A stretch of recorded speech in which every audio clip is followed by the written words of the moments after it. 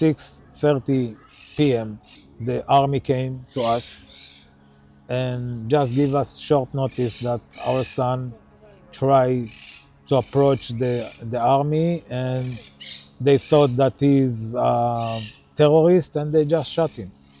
It was terrible for me. We were shocked to hear this. We couldn't eat, we couldn't sleep that night, and after few hours we got more information, and as long as we got more information, we understood that the IDF was up. They just shot hostages. They're supposed to rescue them, not to shoot them. So they up. The only thing I know that my son was acting like a soldier. He was serving in special forces that eliminating tunnels of the Hamas. So he was expert to know what's in the tunnels and how to behave. He did everything right from the day that he put a sign outside the house. It is in handwriting. This is his handwriting, and was asking the IDF to come and rescue him. And once they didn't come to rescue him, so he was walking to them. He removed his clothes and instructed his friends to remove their clothes, and took a white flag, and they was walking during daytime when the condition was perfect, that they can identify him. And the army just shot them. They didn't try to stop them, they didn't try to identify them, they just shot them, and that's it. I was serving the special forces as well. My instructions to the soldiers that was under me is that once somebody is holding a white flag, remove his shirt and asking, "I'm surrender," you are not shooting them. And if you are afraid that they might be dangerous for you, so you're going to put, you shot on their leg, or you ask them to spread on the floor and spread the legs, and then they send some dogs or robots to check that they are okay, and then you just take them. These are professional soldiers. It's not somebody just start his duties in the army. They were more than 10 months serving after training. The problem is the one who gives the instructions, how to eliminate people. They are just soldiers, they're following orders. Somebody give the orders to shoot. And he was supposed to tell them, there might be some hostages there. You should behave and make sure that you are not shooting hostages. This instruction was not given to these soldiers. This is not the proper way. This is not what we're training our soldiers. This is not the orders what we're giving them. And no matter what was the condition before, you cannot just shoot people. Even it's under war, under pressure, under other conditions, you cannot shoot them just like that. We are not doing this. So what's happened here, I don't know. I'm waiting for the investigation results.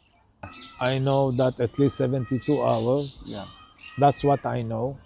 Because the army says they saw the sign they wrote 2 days before they were shot. He was by his own. Nobody is torturing him, nobody is hitting him. And I trust my son that during that time, he know what to do, how to behave, how to act, how to protect his friends. So I was happy for him. At least in the end, before he was shot, he was free. He was not under the Hamas hand. For me, it's a big release. My son was brave because he did all what a soldier had to do in the right way. how to identify himself, how to approach the army that he might think that is a Hamas terrorist, and did everything right till the moment that the army shot him. And for me, he was a soldier, and I want my army to recognize him as a soldier and give him a medal, because he was brave. He did something that if you take 100 soldiers, not even one of them doing what he did for his friend, for himself, for the army. I don't like what's happened to my son. It shouldn't happen. It shouldn't happen. But to say because of that they got instruction to kill, just to kill, no way. I killed a terrorist. I fight in many wars. No way. No one give these instructions just to kill. No one. It's not true. The IDF is one of the most honest army in the world.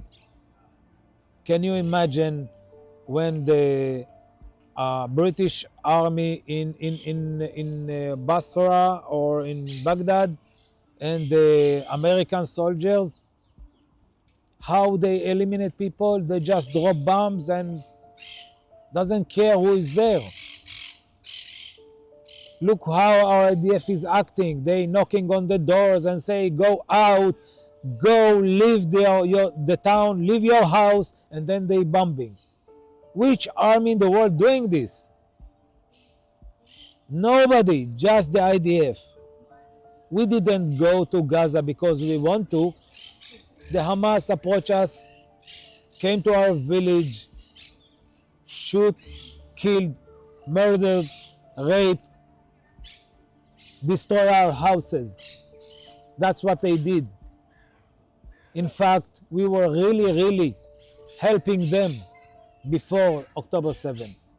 We were taking off the illness, we're taking them to hospitals, we were hiring them and giving them fair salary. Can you imagine $2,000 a month to get salary? In Gaza, they're taking $100 a month. So it was fair treatment with them. And look what they did to us. They came to us and destroyed my village and my friends. So what the international thinking, what do we have to do?